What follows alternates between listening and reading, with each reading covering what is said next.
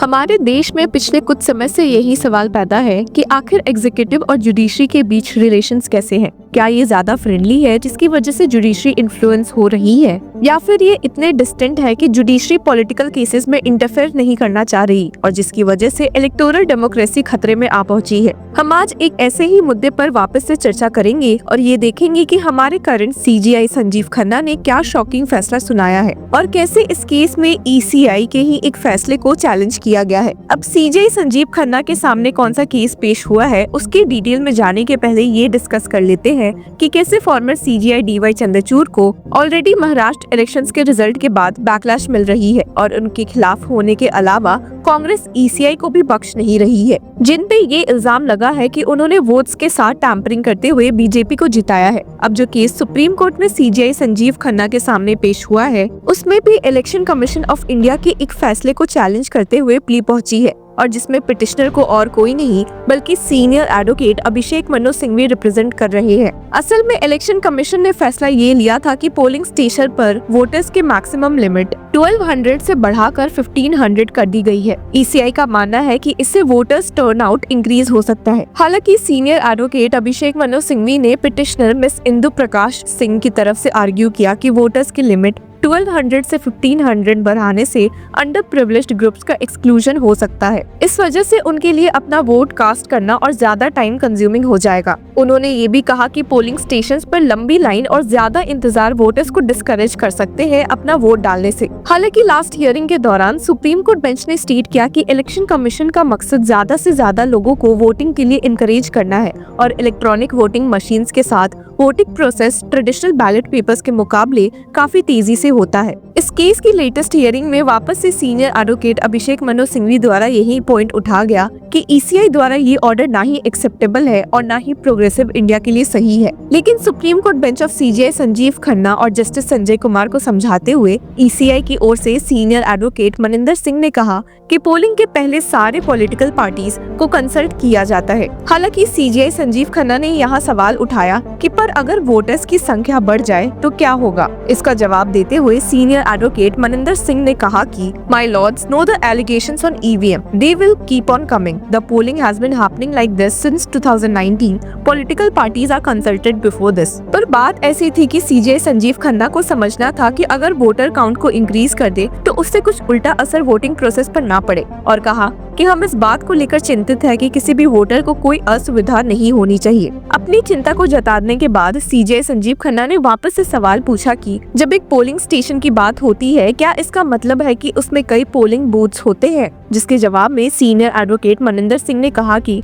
My lords are correct. One polling station comprises multiple booths. ECI से इस case में और क्लैरिफिकेशन की मांग करते हुए सीजीआई संजीव खन्ना ने फाइनली ऑर्डर पास किया और स्टेट किया कि The Election Commission of India will clarify its position through a short affidavit to be filed within 3 weeks. A copy shall be provided to the petitioners' counsel. The matter is relisted for January 17. अब इस case की next hearing में ECI अपनी तरफ से क्या जवाब लेकर पेश होगी देखना काफी इंटरेस्टिंग होगा। लेकिन उसके साथ ही इस पब्लिक इंटरेस्ट लिटिगेशन पर एक डिटेल नजर डाल लेते हैं। मिस इंदु सिंह की इस प्ली में उन्होंने कहा कि इलेक्शंस यूजुअली 11 घंटे के लिए होते हैं और एक वोट कास्ट करने में लगभग 60 to 90 सेकेंड्स लगते हैं। इस हिसाब से एक पोलिंग स्टेशन पर एक ईवीएम के साथ एक दिन में 490 से 660 लोग अपना वोट डाल सकते हैं। अगर एवरेज वोटिंग परसेंटेज 65.70 माना जाए तो एक पोलिंग स्टेशन जो 1000 वोटर्स के लिए तैयार है वहां लगभग 650 वोटर्स टर्न अप करते हैं। मिस सिंह के पिटीशन में ये भी हाईलाइट किया गया कि कुछ बूथ्स पर वोटर टर्नआउट 85 to 90% तक होता है। PIL में कहा गया कि इन सच a situation about 20% of voters will either end up standing in the queue beyond the voting hours or due to long waiting times will abandon exercising their right to vote. Neither is acceptable in a progressive republic or a democracy. अब इस case की latest details के साथ हम आपके लिए मौजूद रहेंगे, पर चलिए एक बार शिवसेना लीडर संजय राउत द्वारा फॉर्मर सीजीआई चंद्रचूड़ और ईसीआई के खिलाफ एलिगेशंस को एक बार सुन लेते हैं। महाराष्ट्र का जो चुनाव हुआ और जो नतीजे आए हैं वो बहुत ही चौंकाने वाले नहीं, बहुत ही शॉकिंग है। ऐसे नतीजे आने की उम्मीद किसी को नहीं थी, कोई लहर नहीं थी किसी की। नरेंद्र मोदी और अमित शाह को महाराष्ट्र क्यों वोट देगा? पूरा कैंपेन उनके खिलाफ चला, इसलिए कि महाराष्ट्र लूटने का पूरा एक कारस्तान यहाँ हो गया। यहाँ से पूरे उद्योग गुजरात में लेके हुए, इसलिए वोट दिया लोगों ने कि हमारा रोजगार गुजरात में मोदी जी लेके जा रहे हैं, चलो हम मोदी जी को वोट दे देंगे, इसलिए खुश है। महाराष्ट्र में किसानों की आत्महत्या चल रही है, हाँ? महाराष्ट्र में बेईमानी हो गई। ये जो नतीजे आए हैं उसके लिए जिम्मेदार अगर कोई होगा, महाराष्ट्र के जो नुकसान हुआ है वो जस्टिस चंद्रचूड़ है, चीफ जस्टिस ऑफ इंडिया के पद पर बैठे व्यक्ति, जिसने समय पर अपना निर्णय नहीं दिया, अपनी जजमेंट नहीं दी डिसक्वालिफिकेशन के बारे में। 40-40 लोगों ने बेईमानी की, जिस पार्टी से चुनकर आए थे वो पार्टी को छोड़कर दूसरे पार्टी में जाकर सत्ता में बैठे हैं। आपकी जिम्मेदारी है संविधान की रक्षा। आपने अगर निर्णय दिया होता तो ये हिम्मत आगे कोई नहीं करता। आपने वो आज भी वो खिड़की दरवाजे खुले रखकर आप वहाँ से रिटायर हो गए।